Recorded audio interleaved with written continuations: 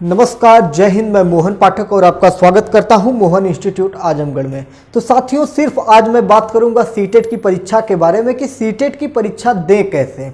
होता क्या है कि कठिनाई ये होती है कि जब हम सीटेट की परीक्षा देने जाते हैं तो हम जब भी देते हैं तो 2.5 घंटे में करीब 3 सब्जेक्ट या 4 सब्जेक्ट हम क्लियर कर पाते हैं और हमारा 20 से 30 नंबर छूट जाता है, उसको हम टच भी नहीं कर पाते। जो पहली बार सीटेट देते हैं उनके साथ ऐसा होता है। ऐसा होता क्यों है कि जो लोग स्टेट का टेट देते हैं, जो टेट होता है, Bihar TET, Haryana TET, Rajasthan TET और यूपी टेट, ये सारी परीक्षाएं जो देते हैं अपने स्टेट का देते हैं, तो उसमें 1 लाइनर क्वेश्चन आता है, छोटे छोटे क्वेश्चन आते हैं और फटाक से वो करके आगे निकल जाते हैं।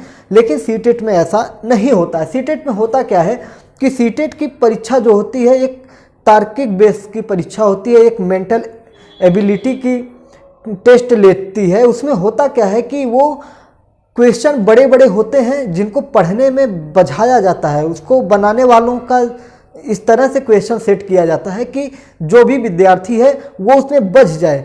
कभी कुछ क्वेश्चन तो ऐसे दिए रहेंगे, आपके 150 क्वेश्चन में से 4-5 क्वेश्चन ऐसे रहेंगे कि जिसके 2 ऑप्शन ऐसे लगेंगे कि दोनों के दोनों सही हैं। हालांकि सीटेट के चारों ऑप्शन लगभग सही ही होते हैं, उसमें सबसे बेस्ट आपको चुनना होता है। लेकिन कुछ क्वेश्चन ऐसे होते हैं जिसमें 2 ऐसे लगेंगे कि आपको उलझा देंगे और उसी उलझन में आपका टाइम खराब होता है। और सीटेट चाहता है कि आपका टाइम खराब हो, क्योंकि आपका टाइम खराब होगा तभी तो आपकी योग्यता का पता चलेगा कि आप उसमें फंस रहे हैं कि नहीं फंस रहे हैं। तो मेरे साथियों, सबसे पहले अगर कोई ऐसा क्वेश्चन आ जाए जिसमें ऐसा लगे कि 2 क्वेश्चन हमें फंसाने के चक्कर में हैं, तो आप उसको स्किप करिएगा और आगे के क्वेश्चन हल करिएगा, उनको छोड़ दीजिएगा, उनको लास्ट में आप जाते जाते देख लीजिएगा।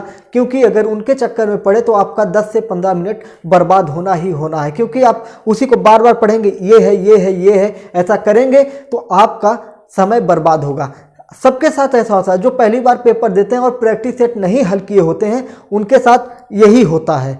अगर आप प्रैक्टिस सेट हल किए हैं तो आप बहुत बेहतर करने वाले हैं। अगर प्रैक्टिस सेट हल नहीं किए हैं तो आपने बहुत बड़ी गलती की है, क्योंकि प्रैक्टिस सेट जो है किसी भी परीक्षा का, प्रतियोगी परीक्षा का बहुत ही मूल उद्देश्य होता है कि अगर आप जब तक प्रैक्टिस सेट नहीं हल किए हैं तो आप पेपर का अस्तर ही, आप किताब कितना भी पढ़ लें, जब तक क्वेश्चन हल नहीं करेंगे तब तक आप सीटेट या कोई भी परीक्षा है उसके लिए आप फुल कॉन्फिडेंस में नहीं आ सकते हैं। तो ये सारी चीज़ें होती है सीटेट की।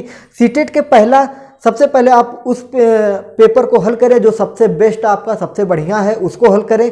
अगर आपको मैथ बहुत बढ़िया आती है तो आप मैथ के टॉपिक को उठा के हल कर लीजिए। आपको संस्कृत आती है, सबसे ज़्यादा टाइम आपका बर्बाद होता है मैथ और संस्कृत में बर्बाद होता है, मतलब जब ज़्यादा टाइम उन्हीं में लगता है। और हिंदी में भी आपका पैराग्राफ पढ़ने में ज़्यादा समय लगता है। अगर आप हिंदी संस्कृत की बात करें तो जिनको संस्कृत नहीं आती है तो सीधा क्या करें, थोड़ा सा दिमाग अपना खोल के उस समय बैठें और उसके बाद सबसे पहले आप पेपर में देखें और सीधा डायरेक्ट संस्कृत ना पढ़ते हुए उसको हिंदी ट्रांसलेट करने की कोशिश करिए। टूटी फूटी हिंदी ही आप ट्रांसलेट करिए और उसी को ट्रांसलेट करके सीधा आप ऑप्शन में जाइए और वहाँ से आप कर लेंगे। जहाँ आपको कुछ नहीं मिलने वाला है वहाँ आपको अच्छा खासा स्कोर मिल जाएगा संस्कृत में। हिंदी की बात करें तो हिंदी में पहले क्वेश्चन पढ़ लीजिए, फिर उसके बाद पैराग्राफ पढ़िए, तब आपके लिए बढ़िया होगा। क्योंकि क्वेश्चन पढ़े रहेंगे, जब पैराग्राफ पढ़ेंगे तो आपको उस क्वेश्चन से रिलेटेड लाइन मिल जाएगी, उसी को वहाँ पे सर्कल करिए।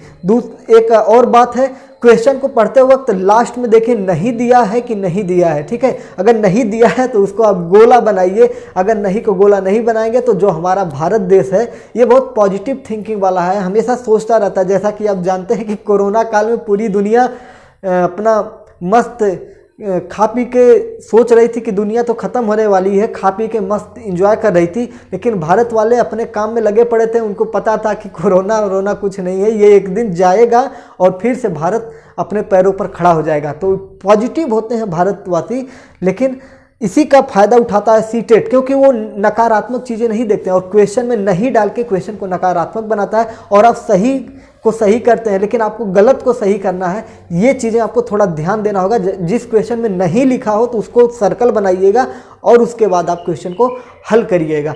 ये सारी चीज़ें आपको बहुत ध्यान देना है। और बात करें पेपर हॉल में पहुँचते ही आप अपने सीट पर बैठिए, अपने सीट पर बैठिए, अगल बगल वालों से थोड़ा दोस्ती यारी कम करिए, किसी को देखिए मत, किसी से बातचीत मत करिए, क्योंकि सीटेट ऐसा एग्जाम है। यूपी टेट में आप तो रट्टा मार के गए हैं, आप कुछ भी करिए, वहाँ पे डांस भी कर लीजिए, आप अगर रट्टा मारे हैं तो आपका क्लियर हो जाएगा। लेकिन सीटेट में माइंड को बिल्कुल आप एकाग्रचित करिएगा।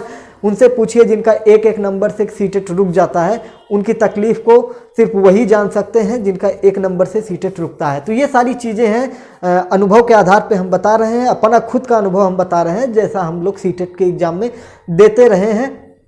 तो ये सारी चीज़ें हैं। समय बहुत ज़रूरी है, अगर आप समय बचा ले गए, आप समय पे पेपर हल कर ले गए तो बहुत अच्छा कर ले जाएंगे। मैंने पहली बार जब सीटेट दिया था तो मैंने 4 सब्जेक्ट ही 2.5 घंटे में कर पाया था, क्योंकि मुझे सीटेट का कोई नॉलेज था। मेरा बैकग्राउंड ऐसा था कि कोई टीचिंग लाइन से था ही नहीं, तो ना ही कोई मुझे बताने वाला था कि कैसे क्या होता है, और यूट्यूब पे बहुत ज़्यादा हम लोग सक्रिय उस समय नहीं थे पढ़ने के लिए। तो ये सारी चीज़ें थी। फिर जब मुझे पता चला, पहली बार धोखा हुआ, ये होता है। फिर कभी कभी टाइमिंग का होता है, टाइमिंग बिल्कुल सीटेट में टाइमिंग बहुत होता है। फिर जब मैंने दोबारा पेपर दिया तो उस बार तो मैंने 15 मिनट पहले ही पेपर दे के बैठा था, क्योंकि मैं पहले से प्रिपेयर था कि पेपर कैसे देना है, क्योंकि टाइम मैनेजमेंट करना है। तो ये सारी चीज़ें हैं, और जितना भी आपका तैयार है उसी को लेके आप युद्ध में चले जाइए, क्योंकि अब आपके पास समय नहीं है कि आप नया हथियार तैयार करें। आपके पास जो भी हथियार है उसी को लेके जाइए और युद्ध करिए।